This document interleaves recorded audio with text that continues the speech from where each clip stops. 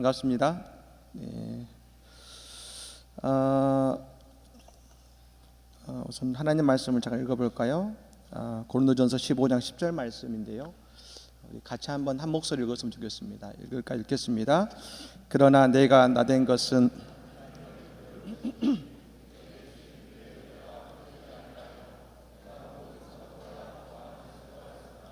내가 한 것이 아니요 오직 나와 함께 하신 하나님의 은혜로라. 아멘. 예, 저는 소개받은 양심 목사입니다. 여러분 만나 뵙게 해서 반갑고 그리고 너무 고맙습니다. 특별히 갑자기 또 시간이 변경이 되긴 했습니다만 참 존경했고 그리고 또 우리 한신 또 기장 또 그리고 한국 사회에 지표가 되셨던 또 문동환 목사님의 또 장례식 또 이어서 또 하게 되어서 또 안타까움과 더불어서 또 이 자리가 또 우리 모든 우리에게 또 은혜로운 자리가 됐으면 하는 바람을 갖고 있습니다.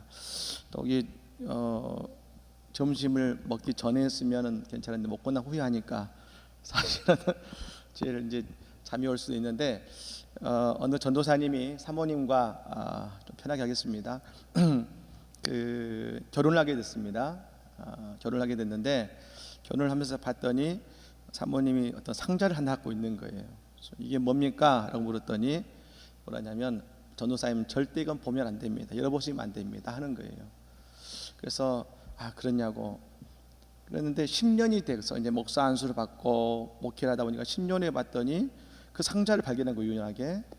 그래서 궁금하잖아요. 그걸 열어봤더니 그 안에 뭐가 들었었냐면 달걀 3개와 돈 200만 원이 들어있던 거예요.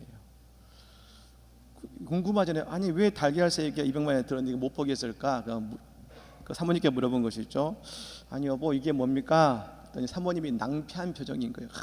결국 보셨군요. 이게 뭡니까? 그러니까 뭐냐면 목사님이 설교할 때 졸릴 때마다 계란을 하나씩 모아놨습니다. 그 기분이 괜찮잖아요. 10년 동안 3개면 3번 조는 거잖아요. 그래서 괜찮네 그랬더니 근데 물어본 거죠. 근데 200만 원은 뭡니까? 계란 팔아 모은 돈입니다. 계란 팔아. 근데 제가 이 이야기를 지구촌교회 이덕원 목사님 우리 교회에 이제 부흥이 오셔가지고 제가 이야기를 했죠. 목사님 이런 이야기했습니다. 그랬더니 목사님 뭐라 하시냐면 목사님 이 오늘 한국에 소개한 사람이 접니다. 제가 그 앞에서 했던 기억이 납니다. 사실 제가 이 자리를 처음 제안받고 나서 저는 새벽마다 사실 기도했습니다. 이 자리를 위해서. 그리고 뭐라고 기도했냐면 우리 목사 후보생들의 마음속에 하나님 불을 붙여주시라고 기도한 것입니다. 근데 계속 기도하는 가운데 이런 마음이 들었습니다. 하나님 여기 있는 신학생들을 사랑하게 해주십시오라고 기도하게 됐어요. 그리고 생각합니다. 제가 오늘 이 자리에 주제 강의였었지만 자칫하면 꼰대가 될 수도 있겠다 생각을 하게 된 것이죠. 여러분 원래 이 프랑스어로 꽁태가 이 꽁태란 말이 꼰대의 어원이에요. 일본에서 백작의 자리를 수여할 때 꽁태란 말이 안 되니까 꼰대라 부르는 거예요. 그래서 우리나라 일제강점기 때 친일파들에게 이 꼰대라는 자기를 준 것입니다. 그래서 이 친일파들의 하는 행동을 뭐라 부르냐면 꼰대짓이다 부른 것이죠. 그게 지금까지 내려온 것이에요. 그래서 저는 이 자리를 준비하면서 내가 꼰대짓을 하면 안 된다. 그래서 여러 가지로 기도하면서 준비를 해봤습니다. 저는 사실 애틀란타에 있는 콜롬비아 대학교 세미너리에서 예비학을 전공했습니다. 애틀란타에서 한 7년 정도 있으면서 중앙장로교회에서 우리 동문이신 장봉 목사님과 한병철 목사님 밑에서 부목사를 한 6년의 시간을 제가 보내기도 했습니다만 근데 제가 공부했던 신학교를 여러분 잘 모르실 거예요. 그런데 장신대에서 유명한 학교입니다. 정장복 교수님을 비롯한 유명한 장신대 교수들은 대부분 그 학교에서 다 THM을 하고 PhD로 넘어갑니다. 근데 왜냐하면 이제 콜롬비아 신학교의 월터 브루거만이라는 유명한 구약 신학자와 더불어서 미국 설교학회 회장인 그런 교수님들이 그 학교에 포진되어 계세요. 그런데 그 학교는 PhD를 만들지 않습니다. 이유가 뭐냐면 목회자 양성과 재교육에만 포커스를 맞추고 있어요. 제가 그 학교를 가게 된 이유도 바로 이것입니다. 목회가 좋아서 그렇습니다. 저는 유학을 간 것이 학자가 어떤 그 PhD도 중요하지만 제가 간 이유는 한 가지입니다. 목회를 하기 위해서 간 것입니다. 근데 마지막 이제 논문을 이제 써야 될 때가 됐는데 이제 논문을 쓰고 나면 발표를 하지 않습니까? 근데 그 콜롬비아 신학교의 MDB생들 가운데 보면 한국 장신대 졸업생들이 꽤 많이 왔었어요. 한 10몇 명 이상이 와가지고 거기에서 이제 PCUS의 미국 장로교의 그 목회자가 되기 위해서 그 MDB를 하는 친구들이 있었어요. 그리고 그곳에 있는 한국 목회자들이 있었는데 제가 논문 발표하기 일주일 전에 높은 뜻 선교회의 김동호 목사님 오셨습니다.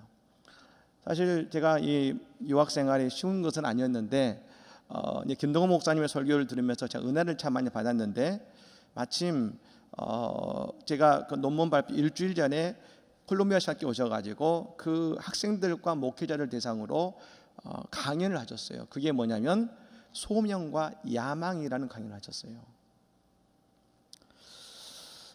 사실 그게 너무나 감동이 되었는데 성직자들이 제일 오해하기 쉬운 것이 이것입니다. 야망을 소명이라고 오해하는 것입니다. 야망을. 그래서 소명을 붙드는 자가 되라라고 말씀하셨는데 정말 은혜가 되었고 나중에 꼭 우리 교회 한번 모시고 싶었는데 제가 있는 안성교회에 한번 모셨던 또 그런 이야기가 있습니다. 그래서 저는 오늘 이 시간에 여러분들에게 특히 목회를 하고자 하는 분들에게 정말 도전이 되는 시간이 됐으면 좋겠습니다. 여러분들은 이제 대학원생이면서 또 다른 이름이 있습니다. 목사 후보생이죠. 제가 한번 묻고 싶습니다. 솔직하게 한번 대답했으면 좋겠어요. 나는 목회를 할 거다. 손 한번 들어주세요. 난 목회할 거다. 난 목회할 거다. 예, 고맙습니다. 제가 신학교 다닐 때도 그랬습니다. 결론적으로 말씀드리면 대학원을 가고 대학원을 가면 당연히 목회를 할 텐데도 사실은 목회에 대한 고민이나 교회에 대한 이야기를 저도 잘 못 들어봤습니다. 여러분 교회에 대한 고민을 하고 계십니까? 주로 하는 것이 뭐냐면 저도 그랬습니다. 교회 비판이었습니다. 저는 이거 다 필요하다 생각합니다. 좋다 생각합니다. 그런데 제 자신이 목회 현장 가서 안타까웠던 것은 뭐냐면 정말로 교회를 잘 모른다였습니다. 제 아버님이 목사님이시지만 저도 교육전도사와 더불어 주목도 했지만 정말 현장에 가서 느낀 것은 교회를 잘 모른다.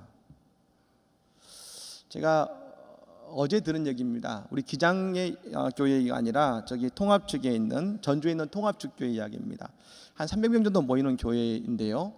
이 교회 목사님이 은퇴하셔서 이제 후임 목사님을 뽑아야 되는데 어떻게 뽑았느냐? 공고를 냈습니다. 그리고 교회에서 청빙위원회에서 3명의 목사님으로 좁혔어요. 그리고 지난 주일날 오후 예배 때 3분의 목사님 사모님과 같이 초청을 해가지고 같은 본문을 주고 시간을 20분씩 주면서 세 목사님이 설교를 하게 만들었어요. 그걸 보고 목사님마다 빨강, 노랑, 파란 걸 주어서 자기가 마음에 든 설교 목사님을 투표하게 만든 거예요. 그렇게 목사님을 뽑았습니다.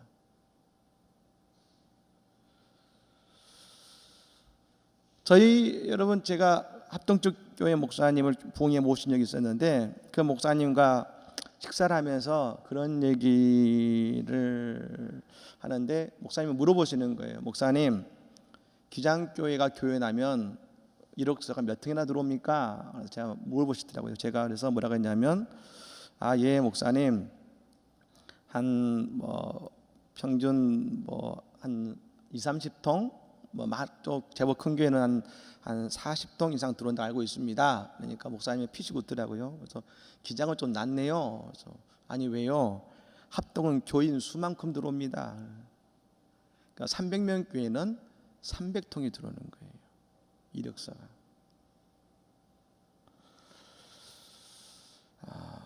여러분, 사역지가 어떻다는 것이 중요한 것이 아니라 우리는 교회를 이해할 필요가 있습니다. 그런데 의외로 교회를 모르고 목회 현장에 나간다는 것이죠. 사실 저는 많이 부족한 목사입니다. 제가 신앙순례 강사로 온다고 했을 때 아마 이 사실 의아해하는 선후배들이 많을 겁니다. 저는 그렇게 신학 공부에 열정을 가지고 한 사람도 아닙니다. 그런데 하나님께서 저에게 이곳에 서게 하셨습니다. 교수님들께서 젊은 목회자 가운데 강사가 되었으면 좋겠다고 했습니다만 사실 저는 지금도 제가 자격이 되는지 잘 모르겠습니다. 근데 저는 이 한 가지는 말씀드릴 수 있습니다. 저는 교회를 사랑하고 교회가 좋고 특별히 저는 이 목사의 직분이 너무나 좋습니다.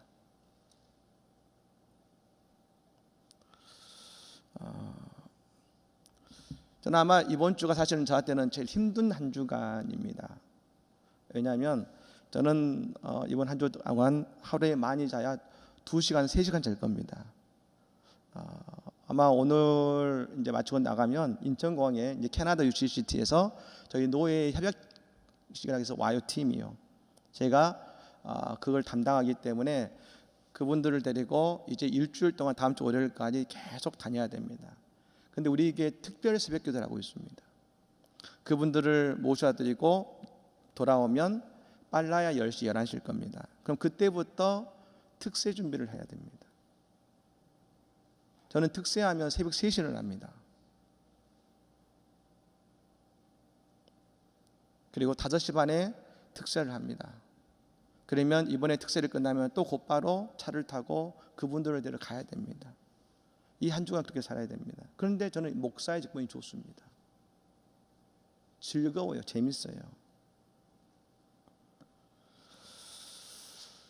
저는 오늘 본문을 선택했는데 처음에는 설교인 줄 알았다가 주제강연이라고 해서 편하게 여러 가지 말씀드리겠습니다만 저는 이 고린도전서 15장 10절의 말씀을 참 좋아하고 제가 안성제일장로교회 담임 목사가 됐을 때 사실 이 말씀이 제 말씀이라고 고백이 됐습니다. 나의 나 된 것은 하나님의 은혜로 된 것이니 내게 주신 그의 은혜가 헛되지 아니하여 내가 모든 사도보다 더 많이 수고하였으나 내가 한 것이 아니요 오직 나와 함께 하신 하나님의 은혜로다. 이게 전 너무 은혜가 됩니다. 오늘 본문에서 바울 사도는 그의 인생의 삶과 사역을 이렇게 정리하고 있습니다. 내가 나 된 것은 하나님의 은혜로 된 것이다. 오직 나와 함께 하신 하나님의 은혜다. 이것이 바울 사도의 목회와 선교를 대변해 주는 한 구절인 것입니다. 즉 모든 것이 은혜라는 것이죠. 저도 마찬가지입니다. 저도 이 모든 것이 은혜라고 생각합니다. 근데 여러분 왜 은혜라 생각하는가? 마가복음 3장 13절에 보면 이런 구절이 나옵니다. 또 산에 오르사 자기가 원하는 자들을 부르시니 나온지라 라는 구절이 나옵니다. 여러분 이 구절은 어떤 구절이냐면 그냥 나오는 구절이 아니라 이 다음 장면은 어떤 장면이냐면 그 사람들이 나와 있는데 그 나온 사람들 12제자로 삼으신 이야기입니다. 근데 여러분 우리는 생각하죠. 어떻게 제자를 세우셨을까요? 어떤 사람을 제자로 세우셨습니까? 여러분 어떤 사람을 제자로 세우셨습니까? 예수님께서는요. 기준이 뭔가요? 모세오경 한 100번 읽어야 되고 아니면 우리가 생각하는 것처럼 뭐 다양한 어떤 이유가 있습니까? 근데 오늘 본문에서는 말하는 겁니다. 예수님의 기준은 한 가지였습니다. 자기가 원하는 자들 부르셨다고 했습니다. 그게 예수님의 기준이었어요. 자기가 원하는 자들을 부르셨다. 이것이 예수님의 기준입니다. 여러분, 우리가 이 신학대원에 있는 것은 우연이 아니라는 것을 알아야 됩니다. 이것이 참 중요합니다. 우리가 신학생 때에 고민하는 것이 나의 기준에서 나를 봅니다. 어떤 분들은 목회를 하려고 하는데 고민하면서 말합니다. 내가 할 수 있을까? 난 그저 다른 거 해야지. 괜히 신학교 왔네. 근데 여러분이 이곳에 있으니까 그런 생각을 하지만 말입니다. 신학교는 아무나 들어온 것이 아닙니다.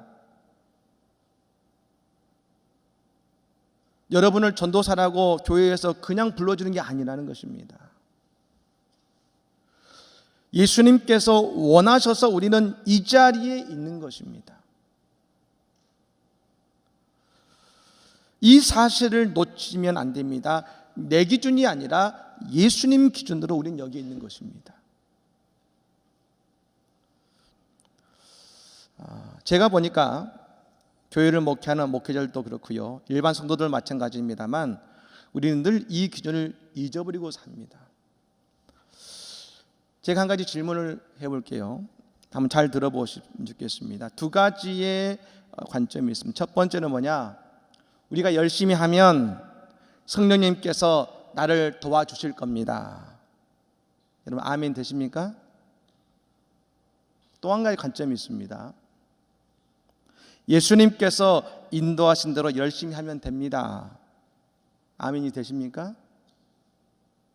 근데 여러분 두 가지는 다른 이야기예요.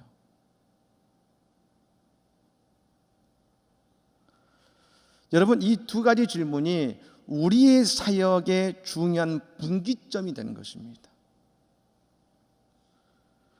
저도 여러분 예전에 이런 실수를 많이 했었습니다. 내가 생각하고 내가 원하는 것을 열심히 하는 것이 하나님을 위한 것이라 생각했습니다. 그런데 여러분 그랬는데 일이 잘 안 되면 여러분 그건 하나님이 원하시는 것이 아닌 게 되잖아요. 나중에는 내가 왜 이 일을 하는지 모를 때가 많아집니다. 저희 교회는 사순절이 되면 감난산 특별 새벽기도를 합니다. 매일 오늘도 마찬가지입니다. 250명 가량의 성도들이 모여서 새벽을 깨우고 있습니다. 제가 이번 새벽에 이 고린도전서의 말씀을 강의를 합니다. 근데 이 고린도 교회는 우리가 아는 것처럼 분열된 교회였습니다. 근데 그 교회는 네 계파로 나눠졌지요. 바울파, 아볼로파, 게바파, 그리고 예수파였습니다.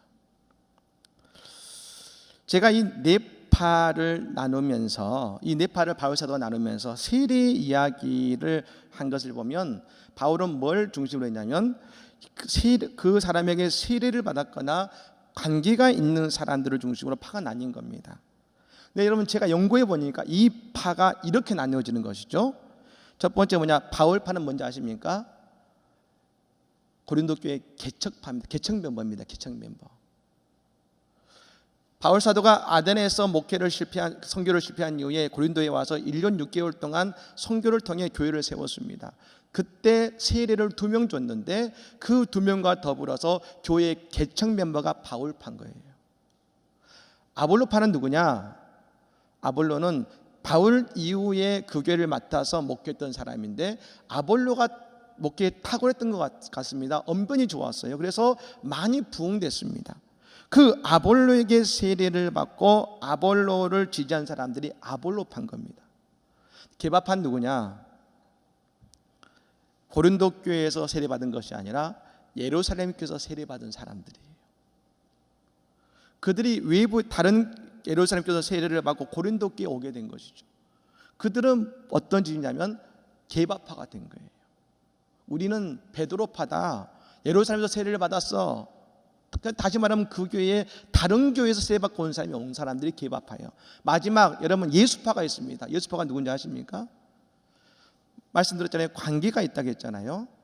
이 당시에 이 고린도전서는 AD 53에서 56년 사이에 써졌는데, 근데 여러분 이때 예수파 누구냐면 이미 예수를 보거나 만나봤던 사람들인 것이죠. 예수는 세례를 준 적은 없으니까요. 다시 말하면 이 사람들입니다. 이 예수파는 원로파예요. 원로파. 나이든 원로파들인 거예요. 그러니까 이 고린도 교회에 네 파가 있었죠. 개척연법파, 지금 현재 담임 목사파, 그리고 다른 교회에서 들어온 다른 그 파, 또 그리고 뭡니까? 원로파들이 있었던 거예요. 지금 오늘 우리 교회 모습과 다릅니까? 비슷하잖아요.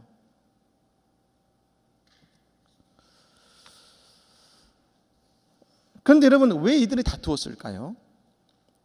여러분, 이들이 말입니다. 교회를 혼란스럽게 만들고자 목적에 산 것이겠습니까? 아닙니다. 그들을 모두가 다 열심히 하고자 할 때에 문제가 생긴 것입니다. 열심히 하고자 할 때. 그들에게는 다 열정이 있고 교회를 위한다고 했습니다. 그런데 왜 다투었느냐? 이 사역과 일을 어떤 관점으로 했느냐의 문제였습니다. 내가 열심히 하느냐, 예수님께서 인도하신 대로 하느냐, 이것이 문제였던 것이죠. 왜 네 파 나눠져서 갈등했습니까? 내가 열심히 할 때 그랬습니다. 여러분, 교인들만 그러느냐? 목회자도 그렇다는 것입니다. 사실 이 말씀은 말입니다, 교인들보다 오히려 목회자들을 위한 말씀입니다. 그 사역을 내 열심을 가지고 하느냐, 예수님께서 인도하신 대로 하느냐, 이게 중요한 것입니다. 여러분, 우리는 이 사실을 기억해야 됩니다. 예수님께서 원하시던 자들이 우리라는 것을 기억해야 됩니다. 그런데 여러분, 왜 이 12제자들을 원하셨고 오늘 우리를 원하셨을까요? 예수님의 생각과 뜻을 따라 순종할 사람을 부르신 것이 제자였고 바울이었다는 것입니다. 그래서 바울은 뭐라고 하느냐? 이 고린도전서 1장 27절의 말씀에 보면 이렇게 말합니다. 그런 하나님께서 세상의 미련한 것들을 택하사 지혜 있는 자들을 부끄럽게 하려 하시고 세상에 약한 것들을 택하사 강한 것들을 부끄럽게 하려 하시며 하겠습니다. 바울은 말하기를 그 자신도, 그리고 오늘 예수님이 불러서 이 신학교에 앉아있는 우리도 무엇보다도 가장 약하기 때문에 우리를 부르셨다는 겁니다. 저는 늘 생각합니다. 안성제일장로교회에서 제일 약한 사람이 누굴까? 저는 저라고 생각합니다. 제가 제일 부족합니다. 여러분, 그래서 저는 늘 성도님들께 90도로 인사합니다. 90도로 인사해요. 설교를 전하면서도 마찬가지입니다. 내 생각을 전하는 것이 아니라 예수님의 마음을 전하고자 노력하고 그렇게 설교를 준비하고 있습니다. 저는 지금도 제 설교에 은혜 받고 은혜 받는 성도들을 보면 너무나 고맙습니다. 참 감사한 것은 저희 교회는요, 제가 설교하면 그렇게 많이 우세요. 그렇게 많이 우세요. 근데 제가 설교를 준비하는 가운데 제 한 가지 원칙이 있습니다. 그게 뭐냐? 절대로 가르치지 말자예요. 가르치지 말자. 제가 제일 약한 자인데 어떻게 가르치겠습니까? 근데 목회자가 설교할 때 제일 하기 쉬운 실수가 뭔지 아십니까? 바로 이것입니다. 가르치려고 하는 것입니다.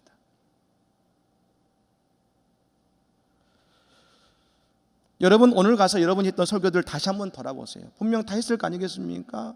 교육전도사든지 교회에서든지 해봤겠죠. 다 여러분 설교를 다시 한번 돌아보세요. 아마 대부분 여러분들의 설교는 다 가르치고 있었을 겁니다. 이렇게 해야죠. 이렇게 해야 됩니다. 다 가르칩니다. 근데 여러분, 실제로 보세요. 여러분 앞에 앉아 계시는 성도님들은 어떤 분입니까? 첫째, 여러분보다 인생을 오래 사신 분들이에요. 삶의 연륜이 여러분보다 훨씬 깊은 분들이세요. 신앙생활도 오래 하셨고요. 여러분들보다 몇 배나 더 기도를 열심히 하는 분들이세요. 성경은 어떻습니까? 여러분 1년에 몇 도 가시죠?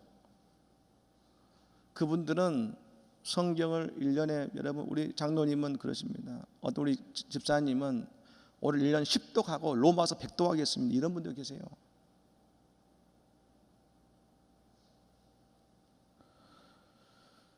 즉 여러분들의 어머니, 아버지, 할머니, 할아버지들이신 것입니다. 저는 이렇게 생각합니다. 내가 준비한 설교를 내 아버지, 어머니 앞에서도 할 수 있어야 됩니다. 여러분이 지난주에 했던 설교를 여러분의 아버지, 어머니에게 할 수 있습니까? 못해요. 왜요? 가르치니까.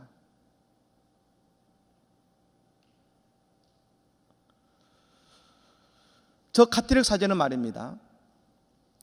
맨 처음 성찬 사제가 된 이후에 성찬의 맨 처음의 떡을 누구에게 주냐면 부모에게 줍니다. 맨 처음에 성찬식을 누구에게 주냐면 부모에게 주는 거예요. 그 자리는 나를 죽이는 자리이기 때문에 가능한 거예요.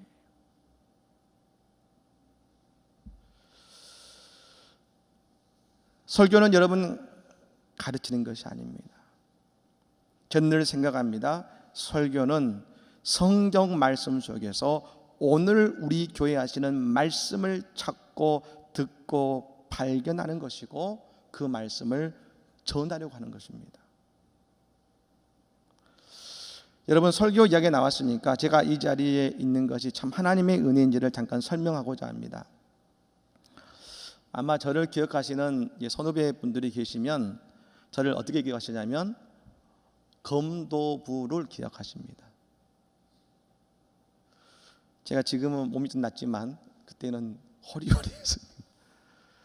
왜냐하면 늘 학교에서 죽도 들고 검도복 입고 호구 차고 늘 한신대를 왔다 갔다 했습니다. 여러분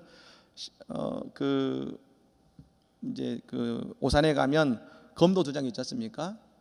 그걸 만든 사람이 접니다. 원래 거기가 일간을의 풍물 연습실이었는데 제가 학교에 주장할 때 요구해가지고 거기를 검도부 도장으로 만들었어요.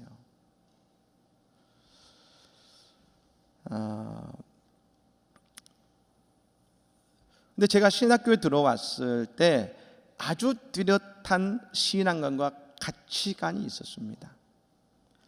근데 학교에 들어와서 한신의 신학을 접하면서 이런 생각이 됐습니다. 참 높구나 신학은.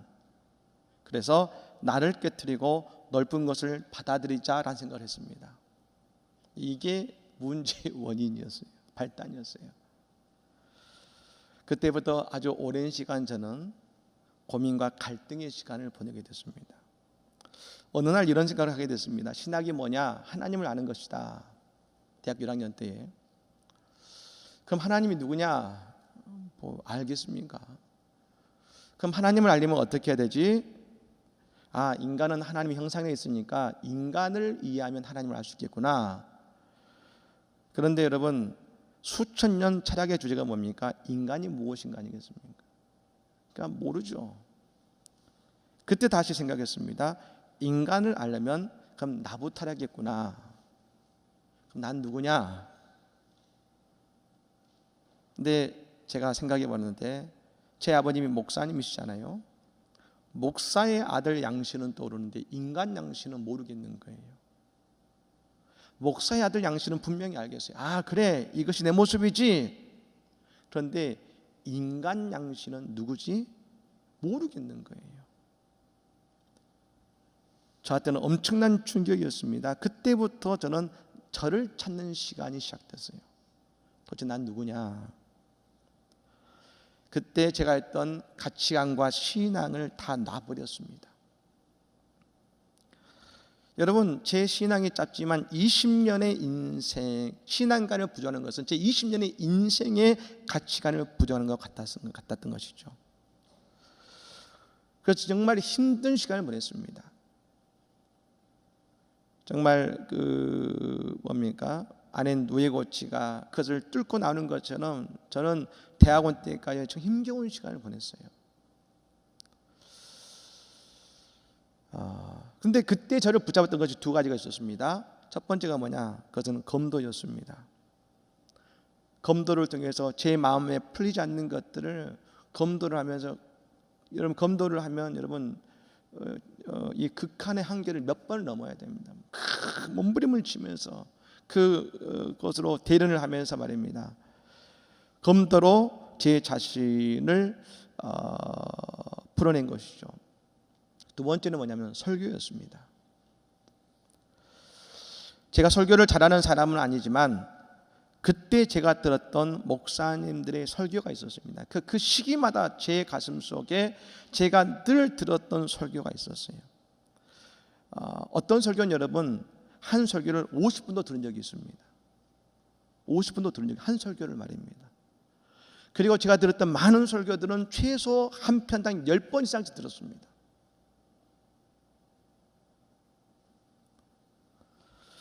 제가 맨 처음에 신학교 들어갔을 때 들었던 설교는 새벽을 깨우리로 나의 김진호 목사님이셨어요. 그분이 천믹전 빈민가에서 목회하시고 남양만의 활빈교회를 개척하셨을 때 그때 그 김진호 목사님의 설교를 제가 참 많이 들었습니다. 그리고 저희 그 김진호 목사님은 제가 대학원 다닐 때 저희 대학원에 강사도 오신 적이 있었어요. 또 한 분이 누구냐면 제가 대학교 3학년 때 이제 고인이 되셨던 한신교회 이중표 목사님 설교를 들었습니다. 그 목사님 설교를 들으면 제가 너무 은혜를 많이 받았어요. 제가 한신교회에서 2년간 봉사했는데 그때 그 목사님의 설교가 제 마음을 참 많이 치유했습니다. 은혜 많이 받은 것이죠. 그 대학교 4학년 때부터 대학원 때까지는 누구 설교를 듣냐면 저희 아버님 설교를 많이 들었어요. 아버님 설교를 테이프를 갖고 다니면서 통학할 때마다 정말로 수십 번 들었던 것 같아요. 한 설교를, 그 테이프를 수십 번씩 들었어요. 나중에 유학 가서는 어떤 분의 설교 듣냐면 아까 말씀드렸던 김덕호 목사님의 설교를 정말 많이 들었습니다. 근데 여러분 이 설교가 이 방황했던 이 시간에 검도가 제 육신을 지켜줬고 설교가 제 영을 지키고 영을 살려줬습니다. 그래서 저는 생각합니다. 그때 들었던 설교가 제 자양분이 되어서 지금 제 설교를 할 때 흘러나온다고 저는 지금도 믿고 있습니다. 여러분 소설가들이 소설을 배울 때 말입니다.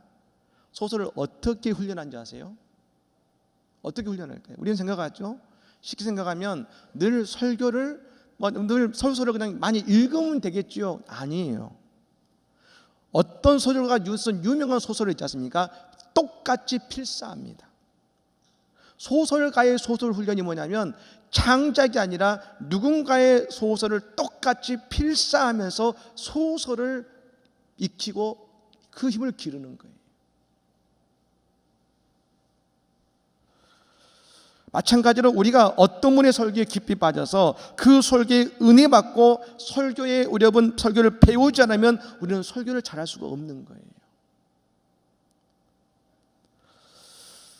여러분 지금 이 시대는 말입니다. 영적인 유목민의 시대예요. 이게 대단히 중요한 문제입니다. 여러분 우리가 인터넷 하지 않습니까? 흔히 목사님을 목자라고 하고 성도를 양이라고 합니다. 여러분 앞으로 목자하실 때 여러분의 양이라고 말할 수 있는 분들이 얼마나 될 것 같으세요? 내 양이야 얼마나 될 것 같으세요? 지금도 마찬가지예요. 왠지 아십니까? TV만 틀면 인터넷만 들어가면 유명한 목사님들의 설교가 나오고 다 볼 수 있어요. 다 들어요. 그래서 여러분 성도님들이 예배드리면서 어떤 생각하지 아세요? 빨리 가서 그 목사님 설교 들어야지 이 생각하고 있어요. 예배드리면서 그 생각한다니까요. 오늘 그 목사님 어떤 설교 하셨을까? 그 교인들은 누군지 아십니까? 영적인 유목민들이에요. 은혜를 어디서 받냐? 내 교회에서 받는 것이 아니라 그 목사님 설교를 받으면서 은혜를 받아요. 그러니까 여러분 이제는 21세기는 우리가 어떤 교회를 목회하는 것으로 끝나는 것이 아니라는 겁니다. 지금 우리가 어떤 교회를 목회하든지 그 목사님들은 이제 초교파적으로 모든 목회 현장 속에 목사님들과 경쟁하는 시대가 되어버렸어요. 여러분의 설교가 옆에 있는 교회 목사가 비교하는 것이 아니라니까요. 여러분의 설교를 가지고 나중에 한국에서 유명한 목사님들의 설교와 여러분을 비교하면서 설교를 듣고 여러분의 설교가 은혜를 못 받으면 그 목사님 설교를 들으면서 은혜 받는 시대가 이 시대가 된 것입니다. 여러분, 제가 사는 안성도 그래요. 인구 17만의 안성도 그런데 대도시는 말할 것도 없죠.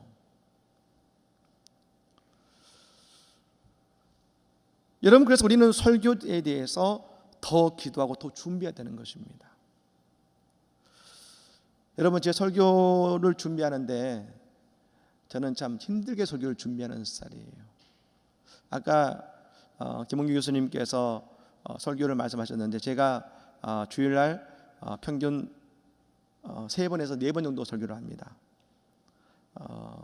이게 이제 평균적이죠. 예전에는 제가 사부 청년 예배 설교 다 했는데 그때 대예배 설교를 4번 하고 주일 저녁 예배 설교를 또 하고 또 저녁 기도의 설교를 또 했습니다. 그러니까 주일 하루 동안 설교를 6번 했는데 설교가 다 3편이 다른 설교를 했어요. 처음에 안 될 줄 알았어요. 되더라고요. 그래서 여러분, 전 주일 설교를 어떻게 준비하냐면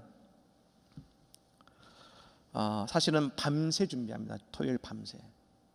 제가 아직 경력이 짧고 구력이 약하다 보니까 저는 제가 거의 새벽 기도를 다 인도하고 수요일과 금요 기도까지 처음엔 전 다 했었습니다. 근데 하다 보니까 제가 다 하니까 부목사님들이 강단에서 설교할 자리가 없으시더라고요. 그래서 제가 이제는 어떻게 하냐면 주일 밤을 제가 하면 수요일 밤은 부목사님께 맡기고 주일 저녁을 부목사님들이 하면 수요일 저녁은 제가 합니다. 그리고 금요 철학을 반드시 제가 합니다. 그래서 거의 대부분 설교를 제가 합니다. 그러다 보니까 주일 밤 주일 대예배 설교 준비가 쉽지 않습니다. 왜냐하면 저는 한 편 한 편 설교를 준비하는 게 쉽지 않거든요. 정말 제가 그 말씀을 보고 준비하고 용감하다 보니까 쉬운 것이 아니에요. 목회하면서 이따도 말씀드리겠습니다만 제가 저희 교회가 작년이 한 이번 주가 한 1,300명 정도 출석을 합니다. 감사한 것은 800명 된 교회가 그 정도 많이 부흥이 돼서 하나님의 은혜라 생각합니다만 많은 분들이 그런 생각을 하시죠. 많은 분들이 1,000명 된 교회의 기쁨만 봅니다. 여러분, 1,000명 된 교회는 기쁨이 아니라 1,000명의 교회는 슬픔을 또 안아줘야 되는 것입니다. 근데 우리는 1,000명 교인의 기쁨만 보죠. 아니에요. 1,000명 교인의 슬픔도 안아줘야 되는 것이 그 자리인 거예요.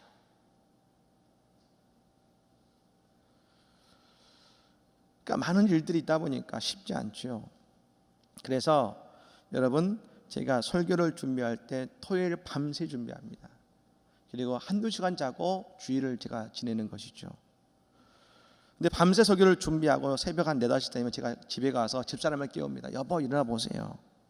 사모가 힘든 자리입니다. 그래서 제 설교를 읽어줍니다. 비몽사가 듣죠. 그러니까 사모 집사람은 평신도이고 처음 듣잖아요. 그러니까 중요한 것은 검증인 것이죠. 근데 여러분, 이게 왜 중요하냐면 잘 보세요. 설교를 준비하면서 우리는 그 본문을 수십 번 읽어요. 그러다 보니까 우리가 설교를 보면서 고민하다 보면 이 설교가 1, 2, 3, 4, 5의 과정이 펼쳐지는데 나는 이미 고민 속에서 1에서 5까지 뜨는 게 당연한 거예요. 그러니까 어쩔 때 보면 설교를 준비할 때 1에서 어느 순간 5로 뛰는 거예요. 근데 그게 나는 당연해요. 여러분, 제가 성도들은 어떻게 했습니까? 성도들은 처음 듣는 거잖아요. 고민한 적이 없잖아요. 제가 1에서 5로 뛰면 이해가 안 돼요. 아마 여러분 속에도 그런 게 많을 겁니다. 제가 집사람한테 해봅니다. 그러면 집사람이 2에서 3으로 뛰어도 못 알아듣잖아요. 그래서 제가 묻습니다. 이해가 잘 돼요? 그럼 가끔 집사람이 묻습니다. 아니 근데 이건 왜 이렇게 되는 거예요? 밤새 준비했는데 힘들잖아요. 아니 이건 이렇게 되는 거잖아요. 근데 제가 이렇게 말을 하는 순간 제 설교는 부족한 설교예요. 저는 돌아가서 설교를 다시 씁니다. 집사람이 듣고 이해를 하지 못한 설교는 성도들은 당연히 이해할 수 없는 거예요. 다시 써요. 다시. 그날은 밤을 꼬박 새는 날이죠. 여러분, 설교는 내가 열심히 쓰는 것보다 더 중요한 것은 설교가 들려야 되는 것입니다. 그런데 여러분, 이 모든 것이 말입니다. 설교를 통해 나를 위로하시고, 그리고 내가 이 사역을 감당하게 하는 그 모든 것이 내가 한 것이 아니라는 것이죠.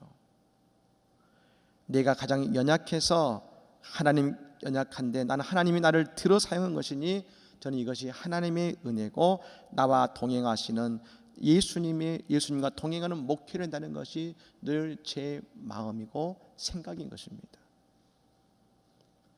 두 번째는 이것입니다. 이 구절이 있죠.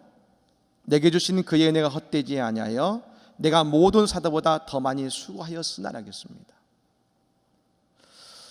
바울 사도는 여러분 하나님의 은혜를 통해서 뭘 했냐면 그는 누구보다 더 많이 수고했다는 것을 우리는 알게 됩니다. 바울이 말하지 않습니까? 네가 다른 사도보다 더 많이 수고했다. 여러분은 목사가 되기 위해 이 자리에 앉아 있지 않습니까? 그러면 정말로 다른 일보다 더 많이 수고하는 목사 후보성이 되어야 된다는 것입니다. 제가 담임 목사가 처음 된 다음에 어떤 생각을 했을 것 같습니까? 여러분이 담임 목사가 된 이후에 어떤 생각을 하실 것 같습니까? 이제 담임 목사가 됐으니까 이건 이렇게 하고 이렇게 해야지. 여러분, 그게 아니에요.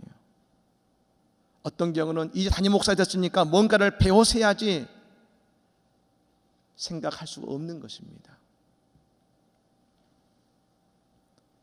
먼저 이 사실을 알아야 됩니다. 우리가 여러분 그 교회의 목회자로 가는 것은 인맥이나 빽이 아니에요. 하나님께서 그 목사님을 보내신 거예요.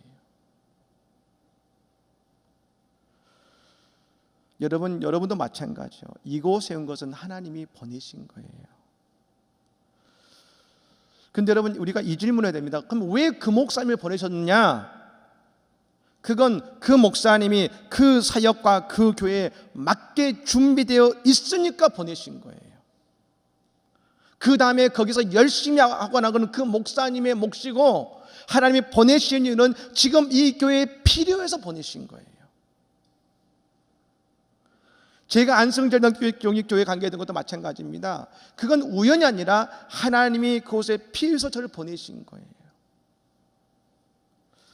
창세기 39장 2절과 3절에 보면 요셉 이야기가 나옵니다. 우리 한번 읽어볼까요? 같이 한번 읽겠습니다. 시작. 여호와께서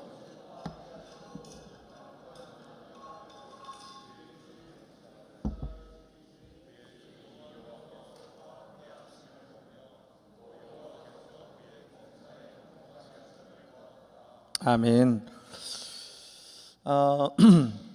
여러분, 요셉은 형통했다 있지 않습니까? 여러분, 이 속에 숨어있는 구절이 있습니다. 그게 뭐냐면 요셉이 최선을 다했다는 구절이 숨어있는 것입니다. 최선의 하나님의 형통이 임한 거예요. 그는 노예니까 하면서 그냥 대충 산 것이 아니라 그는 최선을 다해서 그 일을 할 때 인정받은 것입니다. 그건 요셉이 감옥 갔을 때도 마찬가지였어요. 여러분, 감옥 가서 형통할 게 뭐가 있겠습니까? 근데 그 감옥에서도 그런 일을 찾아서 하고 최선을 다했을 때 그곳에서 형통의 역사가 일어났다는 것입니다. 나중에 그가 애굽의 총리 대신이 되었습니다. 여러분, 우리는 생각할 때 해모관문 잘해서 좋은 자리에 갔구나. 그게 아닌 거예요. 여러분, 이 바로는 제왕학을 배운 사람이고 바로는 사람을 볼 줄 아는 눈이 있는 사람인 것입니다. 요셉은 준비된 사람이라는 것이죠. 어떻게요? 보디발의 집에서 일했을 때 그는 모든 것을 맡아 했던 총무 있지 않습니까? 보디발의 아내 빼고는 그가 모두 다 관리할 수 있었어요.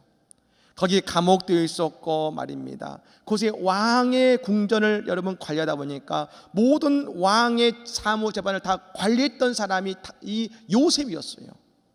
다시 말씀드리면 요셉은 관리와 경영의 능력을 이미 거기서 배운 거예요. 그리고 감옥에 갔더니 떡 맡은 관원장과 여러분 술 맡은 관원장이 있었잖아요. 두 사람은 어떤 사람이면 왕의 먹거리를 책임진다는 것이면 왕의 무한한 신뢰를 받고 있고 정치의 최일선에 있는 사람인 거예요. 두 사람과 감옥에서 뭔 얘기했겠습니까? 애굽의 정치에 대한 얘기를 두 사람에게 다 들은 거예요. 애굽의 정치 현장이 어떤가 그 얘기를 다 들었던 것이 바로 이 요셉이 들은 거예요. 다시 말씀드리면 요셉은 애굽의 정치 상황과 더불어서 그 나라를 다스릴 경영의 능력까지를 모두 가지고 있었기 때문에 그 바로가 모든 것을 맡겼던 겁니다. 근데 그게 언제 가능했습니까? 그가 노예이지만, 그가 감옥에 있었지만 그것에서 최선을 다해서 열심히 노력했을 때 그것이 얻어졌다는 거예요.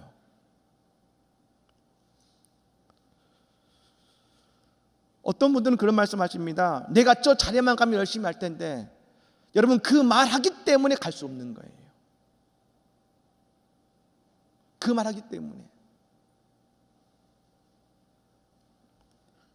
내가 교육전사 때에, 전임전도사 때에, 부목사 때에 우리가 어떤 사역을 하느냐가 내가 가야 될 하나님의 교회가 그 속에서 결정되어지는 거예요.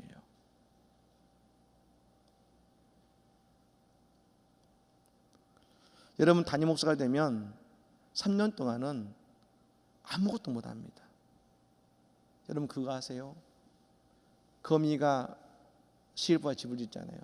먹는 것 없이 3년 동안 계속 줄만 빼내던 것이 담임 목사 3년이에요. 아무것도 못해요. 배우지도 못해요. 계속 쏟아내야만 되는 거예요.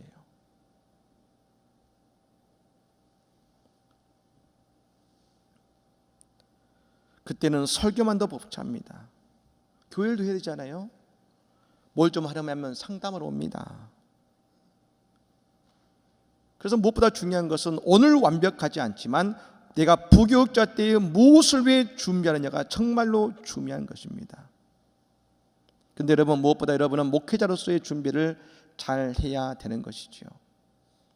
그것은 교회가 크든지 작든지 그것이 중요한 것이 아니라 목사로서 교회를 잘 이끌 수 있는 준비를 해야 된다는 것입니다.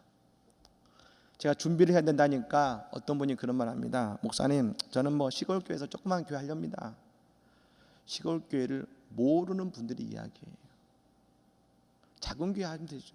여러분, 작은 교회를 모르기 때문에 하는 이야기예요. 여러분 볼 때 작은 교회 목사님들은 쉽게 목회한 것 같습니까? 여러분, 목회 현장은 그렇게 만만한 게 아니에요. 한국 교회는 말입니다. 독특한 구조를 가지고 있어요. 한국에는 세계 없는 큰 교회들이 많습니다.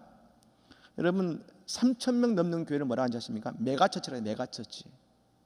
그러면 10,000명 넘는 교회를 뭐라고 할까요? 기가처치다. 기가처치.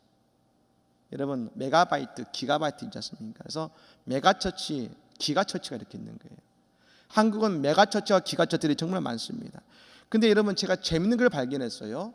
100명 된 교회, 1000명 된 교회, 10,000명 된 교회, 이 교회들 다 보지 않습니까? 그러면 신기하게 다 똑같은 프로그램, 다 똑같은 성경 공부, 다 똑같은 사역이 다 있어요. 신기하죠. 100명 된 교회도 10,000명 된 교회 프로그램을 그들 하고 있어요. 1000명 된 교회에서도 똑같이 하고 있어요. 그게 한국 교회예요. 제가 어느 교회 홈페이지에 들어갔는데 깜짝 놀랐어요. 그게 한 200명밖에 안 되는 주석하는 교회인데 가봤더니 막 어마어마한 사역들을 막 홈페이지에 하고 있는 거예요. 정말 10,000명, 20,000명 교회하는 사역을 거기 앞에서 홈페이지에 막 나열해 놓고 하고 있는 거예요.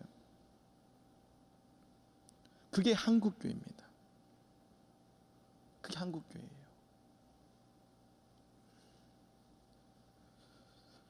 그만큼 해야 할 것이 많은 것이죠.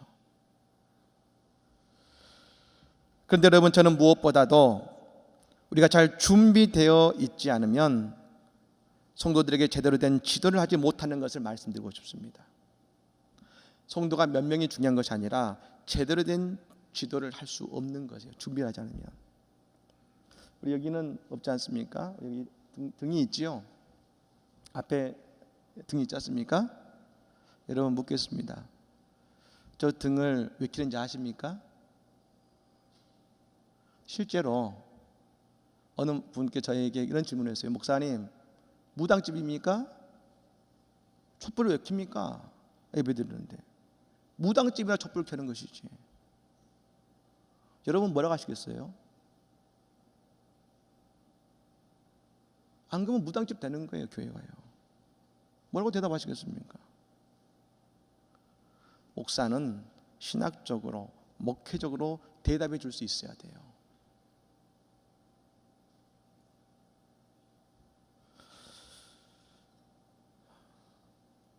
여러분 재밌는 하나 이야기를 드릴까요? 저희 교회 우리 부목사님 신방을 갔어요.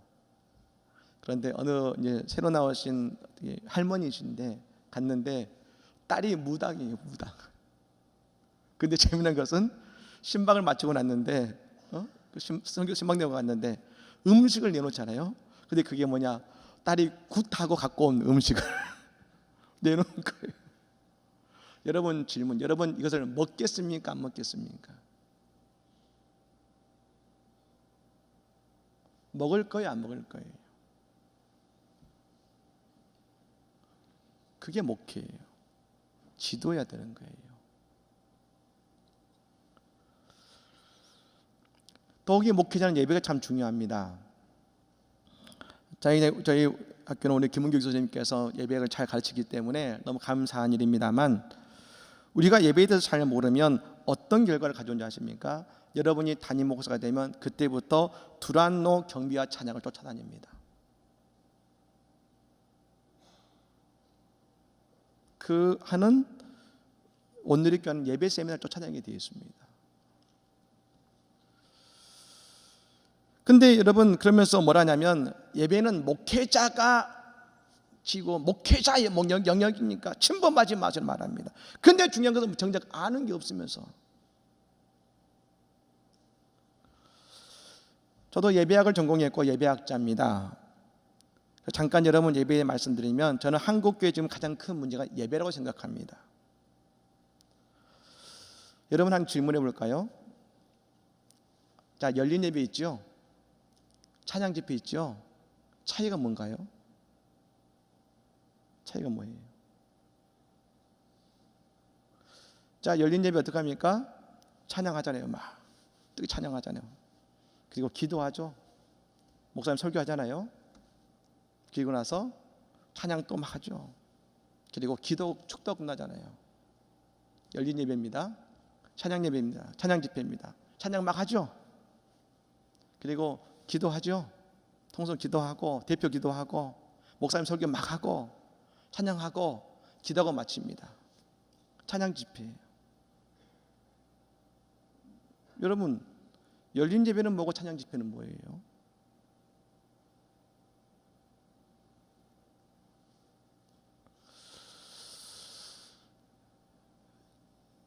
예전에 지금 우리가 성경 공부를 교육교회가 많이 하고 있고 세계교회가 하고 있습니다만 성경 공부가 생긴 것은 사실 얼마 되지 않았습니다. 그럼 기독교 2000년 역사 속에서 성도들의 신앙의 소설을 가져온 게 뭐였을까요? 예배였어요. 예배.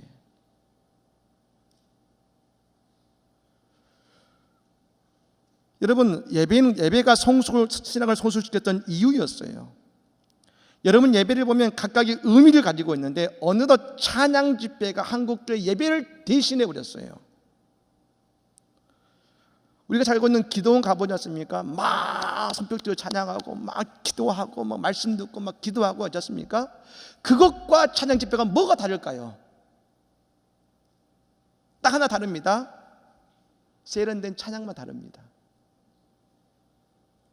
똑같아요. 기도원의 집회가 한국교회로 들어온 거예요. 뭐 저 차이가 좀 생각해 보세요. 기도원에 가서 박수 치면은 그 기도원 집회, 우리가 하는 거는 뭐 보스들이 하는 그 집회와 오늘 여러분 찬양 집회가 뭐가 차이가 나죠? 차이가 없잖아요. 단지 뭐가 차이나세요? 박수 안 치는 거. 우리가 하는 옛날 찬양 안 부르는 거, 그거밖에 없는 거예요. 똑같이 악기 쓰고 말입니다. 똑같잖아요. 그러니까 오늘날의 찬양 집회는 기도원의 문화가 현대의 문화로 바뀐 거예요. 근데 이것이 우리의 영성에 도움이 될 수 있습니다. 그러나 예배는 다르다는 거예요. 그러니까 어느 순간 우리는 열린 예배도 아니고 찬양 집회를 드리기 시작하면서 한국 교회의 영성과 신앙이 여러분 낙하되고 있는 거예요. 그리고 뭐가 되는지 아십니까? 찬양 집회가 되다 보니까 설교 중심의 교회로 바뀌다 보니까 설교 못하면 그 예배는 여러분 은혜 없는 예배가 되어버린 거예요.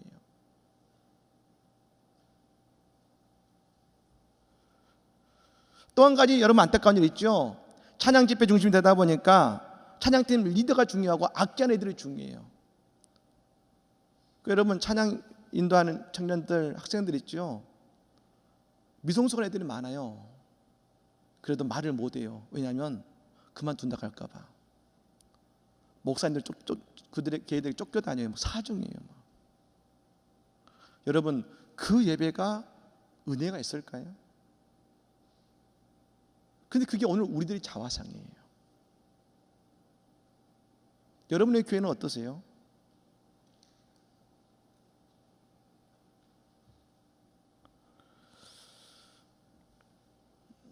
여러분 열린 예배는 이벤트 예배가 아니에요. 문화와 예배를 접목시켜서 예배의 순서와 내용을 열린 예배 속에서 담아내야 되는 것이죠. 여러분은 지금 여러분의 목회를 위해 열심히 준비하셔야 됩니다. 여러 가지 사역에 도전하셔야 되는 거예요. 저는 제가 복받은 이유 가운데 한 가지는 이렇게 생각합니다. 늘 저는 어디 있었든지 교육전도사 때든지 부목사 때든지 늘 교회에 가서 그 교회에 없었던 새로운 사역들을 만들어냈어요. 이거 그거만 한 게 아니었어요. 저는 늘 새로운 사역을 만들어서 새로운 사역 파트를 만들어냈어요. 어디 가든지. 제가 알아서 하는 것이 아니라 이 사역이 필요하다고 느껴지면 그 사역을 새롭게 시작했어요. 제가 능곡교회에서 부목사를 했었을 때 능곡교회가 단기 선교를 가본 적이 없었어요. 한 번도. 제가 청년부를 맡겨놨는데 저도 단기 선교를 가본 적이 한 번도 없었어요. 그런데 제가 보니까 이제 우리가 뭐가 필요하냐면 단기 선교가 필요한 거예요. 그때부터 단기 선교를 갑시다 하면서 여러분 선교의 파트를 만들었어요.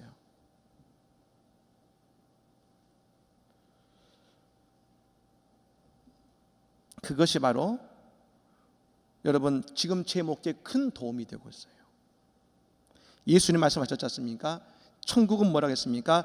등불을 들고 신랑을 맞이하러 나간 10명의 처녀라겠습니다. 5명의 처녀는 미리 그 기름을 준비했을 때 신랑이 왔을 때 맞으러 나갔어요. 5명의 신부는 5명의 여러분 처녀는 나중에 오면 기름 넣지 하면서 기름을 넣지 않고 쉬고 있다가 신랑이 왔을 때 여러분 그 잔치에 참여하지 못했어요. 오늘 이 자리는 어떤 자리냐? 내 기름에 기름을 채우는 자리예요. 예수님 내게 사역을 주셨을 때 그것에 등불을 켜는 그 기름을 채우는 자리가 이 자리인 것입니다. 여러분의 목회의 자리, 사역의 자리인 것이에요. 또 한 가지 여러분은 여러분이 사역하고 있는 교회가 하나님 여러분에게 주신 축복의 자리인 것을 알아야 됩니다. 예수님 그런 말씀하셨습니다. 한 농부가 밭을 가다가 보화를 발견했어요. 근데 그 부활을 발견하니까 어떻게 됐냐면 가가지고 모든 것을 팔아서 그 밭을 샀어요. 그리고 그 부화가 그 농부의 것이 되었어요. 이게 중요한 것이죠. 밭을 샀잖아요. 소작한 거예요. 소작. 자기 게 아니었어요. 그럼 여러분, 그럼 그 농부 이전에 그 밭 그곳에서 농사를 안 지었을까요?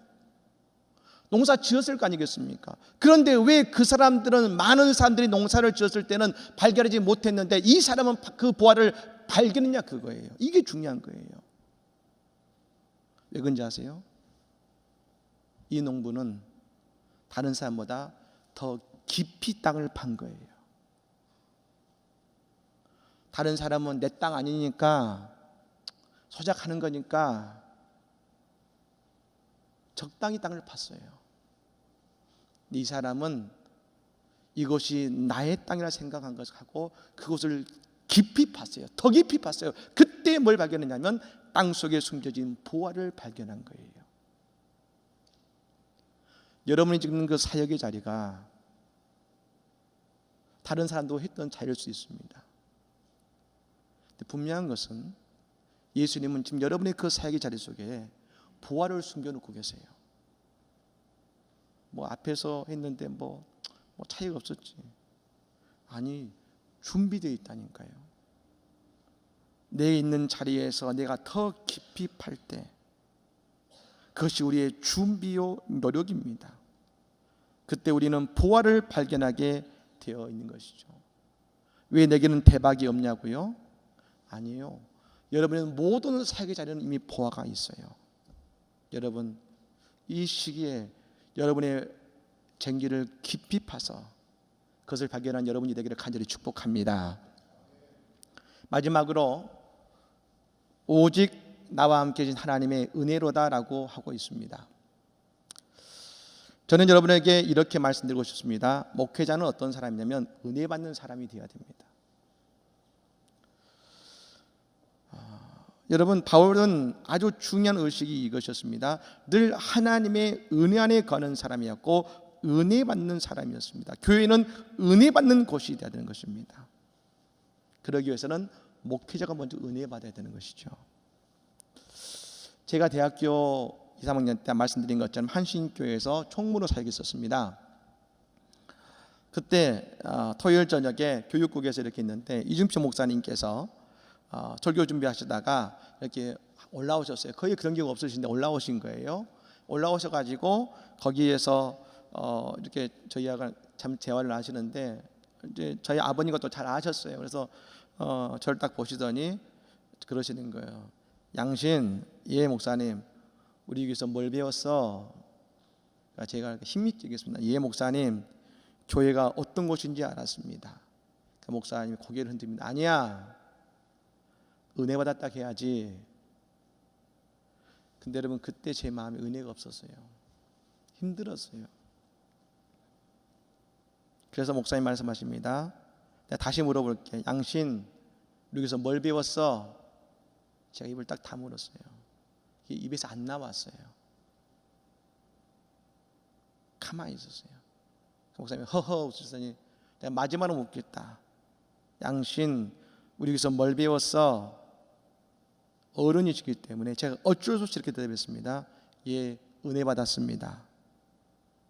그래 목사님은 웃으며 나가셨어요. 근데 여러분, 제가 목회를 하면 할수록 그 말씀이 정답이라는 생각이 듭니다. 신기한 것은 아까 제가 말씀드렸죠. 제가 이준표 목사님의 설교에 깊이 빠졌던 적이 있지 않습니까? 돌이켜보면 제가 언제부터 그런 일이 벌어졌느냐? 제가 목사님 앞에서 예, 은혜 받았습니다라고 한 그 이후부터 제가 목사님의 말씀에 은혜와 영성을 깊이 체험하기 시작했어요. 여러분, 은혜를 받아야 하나님의 사랑하는 것은 성경의 원리입니다. 다윗이 사무엘을 통해서 왕의 기름을 받은 다음에 골리앗을 이깁니다. 그것이 시작이 되어서 사울이 질투해서 다윗을 죽이기 위해 10년의 세월을 보냈습니다. 여러분, 신기한 게 뭔지 아세요? 다윗이 사울에게 10년 동안 도망자의 인생을 살기 전에 하나님이 다윗을 보낸 곳이 있었어요. 사무엘에 있었던 라마나요시였어요. 이곳이 사무엘이 기도하고 예배하는 곳이었는데 사울이 다윗을 잡기 위해서 병사를 보냈는데 신기하게 그 병사가 라마나요마 가면 거기서 여러분 은혜 받아가지고 성령 충만해서 오지를 않는 거예요. 나중에 사울이 안 되겠다, 내가 가야지 하고 사울도 그 라마노스에 갔더니 어떻게 됐습니까? 사울도 은혜 받아가지고 성령 충만해가지고 그곳에서 여러분 예언을 하고 막 겪는 것이에요. 여러분, 사울도 다윗을 잡으러 온 군사도 그랬을 때 다윗은 어땠을까요? 다윗은 라마나요에서 사무엘과 더불어서 깊은 하나님의 성령의 임재와 은혜를 경험한 거예요. 다윗은 10년의 고난을 보내야 됐을 때 하나님 먼저 다윗에게 뭘 준지 아십니까? 큰 은혜를 경험하게 하신 거예요. 근데 여러분, 이 일이 우리나라도 있었어요. 제가 이 얘기를 설교에서 했는데 1년 후에 김명사 목사님 얘기를 하시더라고요. 우리나라가 1910년도에 8월 22일에 한일 병합 조약을 맺었습니다. 한국에 암흑기가 왔어요. 그런데 하나님은 일본의 식민 시작되기 전에 하나님이 행하셨던 한국에 위대한 일이 있었습니다. 1907년도에 평양 대부흥운동을 통해서 한국 전역을 성령의 바람이 불게 하신 거였어요. 은혜의 바람을 불게 하신 거였어요. 그리고 한일 병합 조약이 이루어지고 식민 지배가 시작됐지만 그 하나님의 은혜가, 하나님의 교회가, 한국 사회가 일제 강점기를 이겨내게 만든 것입니다. 하나님은 그 부흥의 시간을 통해서 은혜를 주시고 모든 것을 이겨내게 만드신 것이죠. 하나님은 은혜로 일하십니다. 제가 섬기는 안성제일장로교회는 민노아 선교사가 117년에 세운 교회입니다. 제가 11대 담임 목사입니다만 안성시 최초의 교회입니다. 아까 말씀드렸던 것처럼 우리 교회가 부흥하고 있고 지난주에도 새 가족이 10명 나왔습니다. 안성시 17만입니다. 그 가운데 안성시에 여러분 끝자락에 공도가 있는데 평택과 붙어 있어요. 거기 안성시 17만 중에 8만이 살아요. 그러니까 안성은 여러분 작은 도시예요. 그럼에도 불구하고 인구가 취약합니다만 우리 교회가 부흥하고 성장하고 있어요. 여러분, 이 작은 교회에서 지금 매주 10명씩 새 가족이 옵니다. 작년에 200명에서 등록했어요, 우리 교회. 계속 부흥하고 있습니다. 근데 안성에 있는 다른 교회도 주는 교회가 대부분입니다. 우리 교회는 이 안성에서 여러분 제일 큰 교회가 됐어요. 여러분, 전 자부심이에요. 왠지 아세요? 우리 기장교회 가운데 어느 도시든지 가장 큰 교회가 있는 교회가 여러분 몇 교회나 될까요? 전국에서. 그 도시에서 기장교회가 가장 큰 교회가 있는 교회가 몇 교회나 될까요? 우리 교회는 그래요. 저 자부심이 있어요. 기장도 된다. 자부심이 있어요. 그래서 모든 목회자분들이 저에게 묻습니다. 뭐라고 문제 하십니까? 목사님, 어떤 프로그램이 있습니까? 만약 여러분들이 우리 교회 부목사로 오시면 여러분들은 크게 실망할 겁니다. 우리 교회는 프로그램이 없어요. 마땅한 제장교 프로그램도 마땅하게 없어요. 제가 처음부터 억지로 안 만들었어요. 이제 우리는 시작하고 있어요. 전 제자양육 프로그램으로 성도들이 제자가 된다고 생각하지 않습니다.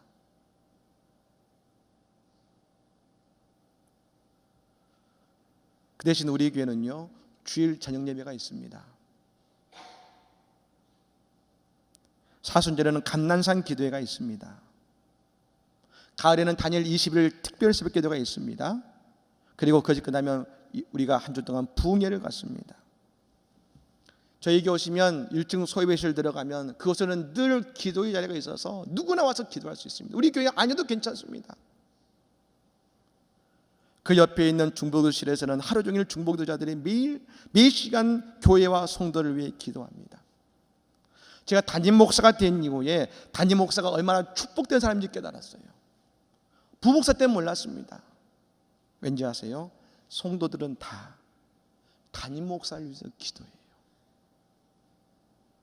저희 교인들은 다 지금도 이 시간도 저를 위해 기도하고 계세요. 그게 여러분 제 큰 축복이라 생각합니다. 제가 새가족 담당 목사님께 그런 말을 해요. 거기 있을 때 잘 배워라. 그리고 새가족들이 왜 교회에 오는지 잘 파악해라. 다들 새가족들에게 등록하면서 물어보라는 것이죠. 왜 우리 교회 오셨습니까? 근데 여러분, 공통적으로 한 말이 있습니다. 이곳에 와서 말씀의 은혜 받고 예배가 너무 좋아요. 우리 교회 오신 이유예요. 저희 교회에 어떤 분은 태안에서부터 매일 아침에 오신 분이 계셨어요. 2시간 차 타고 우리 교회 오셨어요. 예배 드리기 위해서 2시간 타 타고 가시는 거예요. 예배 드리시고. 안성 끝에서 오신 분들은 1시간을 차를 타고 오셔야 돼요. 그분들은 주중에도 오셔서 이 사역 가시고 봉사하시고 1시간을 왔다 가시는 거예요. 기쁨으로 하세요. 근데 왜 그럴까요? 하나님의 교회에서 뭘 원할까요? 세상에서 얻지 못하는 하나님의 은혜를 원하는 거예요.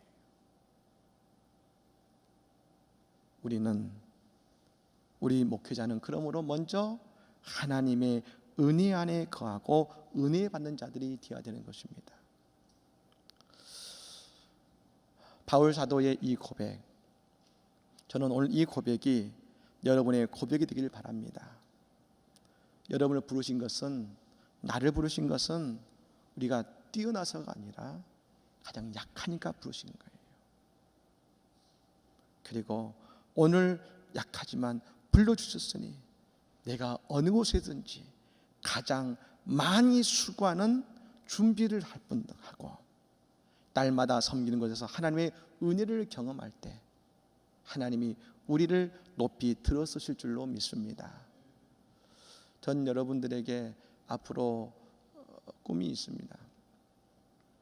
전 우리 교회가 앞으로 안성에 있는 작은 교회지만 초교파적으로 다른 교단에서도 정말 함께 이름을 알리고, 그리고 그들에게도 우리 안성에 있는 교회지만 우리 기장교회가 하나님의 은혜 가운데 부응하고 하나님의 역사를 드리는 교회라고 자랑하기로 싶습니다. 여러분에게 더 당당히 쓰고 싶습니다. 여러분, 이 시대에도 하나님의 교회는 예수님이 함께 하시면 살아 역사합니다. 여러분, 이 시간 오늘 바울의 은혜와 바울의 영성과 바울의 축복이 우리 모두에게 함께 하시기를 간절히 축복합니다. 아멘. 예. 자, 기도하겠습니다. 하나님 감사합니다. 부족한 종이 바울의 영성과 신학과 그 목회에 대해서 함께 나누었습니다. 이곳에는 우리 귀한 우리 목사 후보생 우리 모든 분들을 축복해 주셔서 하나님의 귀한 은혜를 경험케 하시고, 앞으로 이 우리 기장과 한국교회 가운데 귀하게 쓰임받는 복된 사역을 할 수 있도록 하나님 축복하여 주시옵소서. 예수 그리스도 이름으로 간절히 기도드립니다. 아멘.